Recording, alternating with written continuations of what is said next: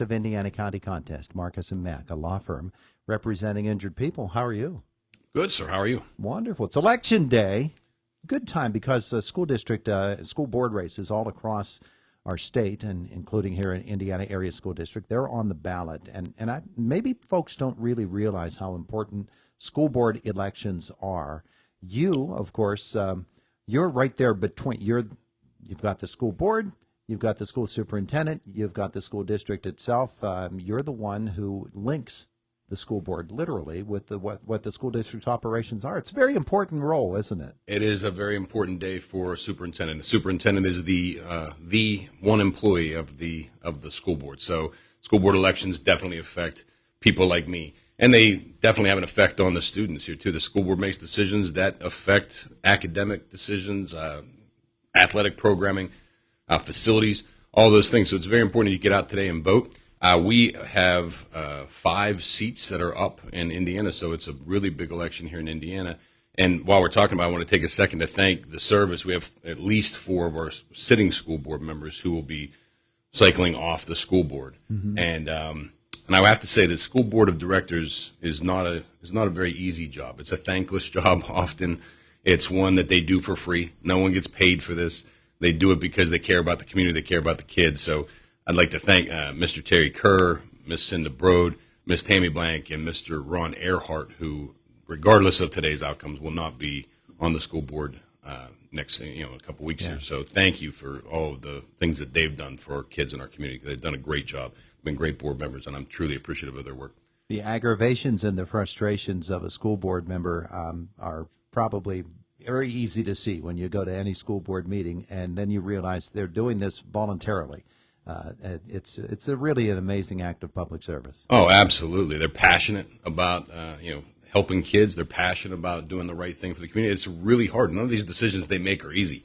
They have very, very difficult decisions to make. So it is very frustrating, and it is work that people should thank them more for because they do it for free. Well, one of the things that a school board does is it maintains and oversees the operation of the district itself and the maintenance of its buildings. They decide when new buildings are needed, when old buildings need refurbished, and there's a little bit of both of those elements in the Ike. The ground has finally been broken, and the Eisenhower project is rolling. Yes, sir. Yeah, the school board. I think the fire decided for us this time that we were going to have made that decision.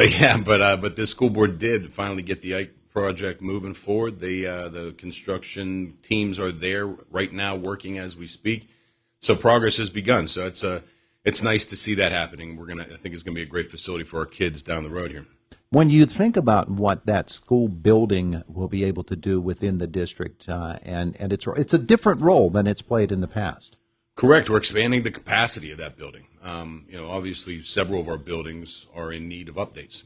So the school board had the foresight to build a building that could fit all of the 4th and 5th grade, or up to over 400 students in that building. So it's not going to be as small a school as it was, but it's still going to have that same small school character and feel. So we'll still have that community feel with a larger capacity for sure. Yeah. Indiana Area School District has been invited to speak at something called the MTSS Facilitators Forum Conference. What is that? So every year, PDE puts on several conferences for different focuses. And last week, we were invited to the MTSS Facilitators Forum, which is MTSS stands for Multi-Tiered Systems of Support. And a lot of the work that this school board has done has put us in a position that we can actually build multi-tiered systems of support, which is generally regarded as the best practice in education whenever you are building a school system. And our team, our teachers and our counselors, our principals, our school psychologists have done such a great job, specifically, K to 5, but now as we roll it into the junior high, that we're actually becoming kind of a state model for this work. So it's an honor. It was a privilege to go out there and talk and share our successes. And not that we're declaring victory. We still have a lot of work to do, and the work's never done. But the fact that the state is recognizing that the work we're doing is in line with the best practices in the state was truly an honor. So it was a nice event. Things like that don't happen accidentally. You don't just fall into this sort of an invitation, but you don't fall into that sort of success. So were there trial and error periods? Were there stumbles along the way? Did it go just as smoothly as humanly possible right from the start? Tell me about that whole process. Well, absolutely. And no, it's definitely, Absolutely. it is definitely a trial and error process. And fortunately, we had the experience of building up K through 5 first. So we learned a lot of valuable lessons when we did that work. And now as we roll into junior high, we're a lot better now because we know better. And we always say when we know better, we do better. So we've had less problems yet right now, but we still have so much work to do. We're going to learn every single day about what's working and what's not. We're going to look at the data, and we're going to make data-informed decisions, which is something that we really weren't doing in the past, which is exciting. So now we know. It's like if you go to the doctor and you don't feel well, they don't just, listen to your chest and put a cast on your arm, and say, good luck to you. We actually diagnose what's going on with each student, target their individual needs, and get them the help they need to really catch up to their peers if they're lagging behind. I sort of envision MASH where they had that sign with all the different directions that you could go. San Francisco, 1,300 miles away, Sure. such and such, all these different mileages and the very many different directions you can go. In terms of decision making from a school district standpoint, there are a lot of different directions you could have gone or could still go. And deciding which one is the best path for you it has to be a process. Have to be a lot of hands involved in there, don't there? Absolutely, it's a team effort. It takes a village for sure. So and yeah, I think the system itself is really there's only really one right way to build the system. However, all the intricate pieces of that system do matter. Like whether we go with this curriculum or that curriculum, whether we use this assessment or that assessment to diagnose what's going on with kids. That takes a lot of work, but fortunately we have a fantastic team of school psychologists who are really trained by some of the best right here in IUP with Dr. Runge and Dr. McGowan and that team, and they have led us as far as using those assessment data to make decisions. So we feel we're on the right track. We also have a lot of support from Patan. Mr. Zahorchak, our Director of Education, wrote a grant and got a lot of support from Patan, which is the Pennsylvania Training Technical Assistance Network. So members from the state are coming and actually working with us side by side to help that lift be a little lighter. Yeah. Meanwhile, the everyday life of a school district goes on. Veterans Day is Saturday. I'm sure that the school district has a few observances planned. We absolutely do. We have breakfast celebrations at the junior and senior high school. We have assemblies at Horace Mann and Eisenhower. So honoring veterans is so important. It's one of those things as a former social studies and civics teacher I hold near and dear. And, I never served myself, but my grandfathers both served. And so as being a lover of history and a lover of America, I think it's important to instill those values in our children and take a moment to reflect and be thankful for the fact that they get to sit in a free education system that was defended and provided by these veterans. So it's a great way to say thanks, and we make it a priority in Indiana. Yeah. Hey, we're in the transition period, too, from the fall sports to the winter sports. There are a few things left in the fall. But for the most part, we're looking at the winter sports that are coming along. Speaking of winter sports, how about 47 saves last night? And Unbelievable. 1-0 win, huh? Standing on his head, we say in the business. Yeah, he was unbelievable. So great job last night for sure. Yeah, hockey's in full swing. 3-3 now, are they? Or are they? I thought 4-2, but Maybe 4-2. Yeah, so, yeah. You know better than me. But yeah, hockey's in mid swing. But most of the other fall sports, as you said, have come to a close. So their seasons are over. But we're gearing up for the winter sports. We have basketball, wrestling on the way, swimming and diving. We have rifle. We even have a single gymnast competing this year. Oh yeah. Yeah. Abby Griffith is going to go out and represent Indiana. She's going to travel with the Borough School District, but she's going to represent Indiana. So we're excited about that. So it's going to be a fun winter sports season. Very nice. Very nice. New basketball coaches for both teams, right? Yes, sir. It's a lot of change going on. Change is the constant, we say in education. Mm-hmm.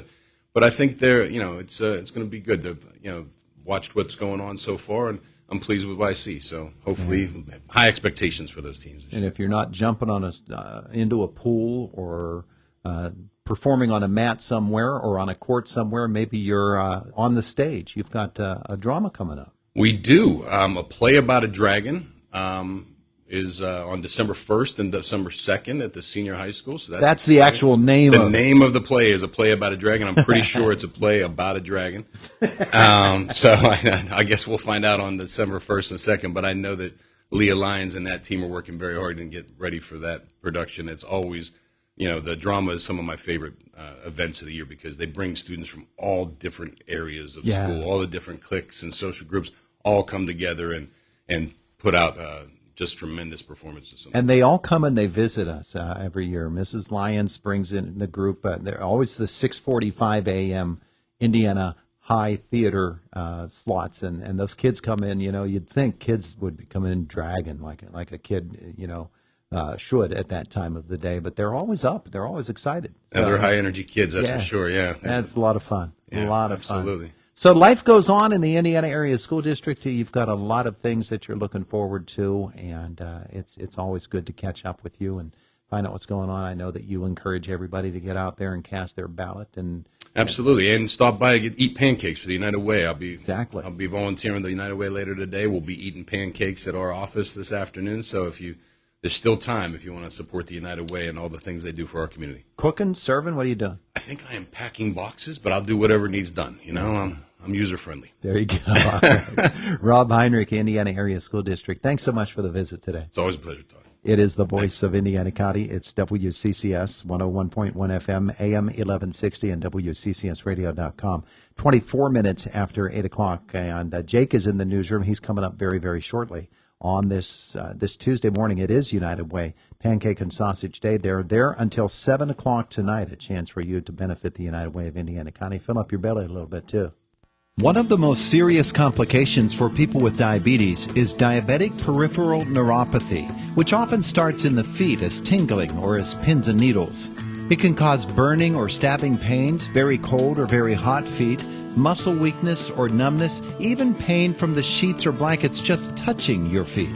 But the IRMC Diabetes Education Center and pain management specialist Dr. Jonathan Scholl can help. There are treatments available, such as spinal cord stimulation, that can help prevent it or slow its progress.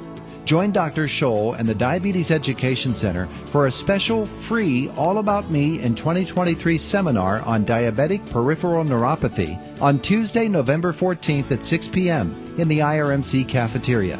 Please call 357-7188 to register. 357-7188. Learn how you can beat diabetic peripheral neuropathy with the IRMC Diabetes Education Center.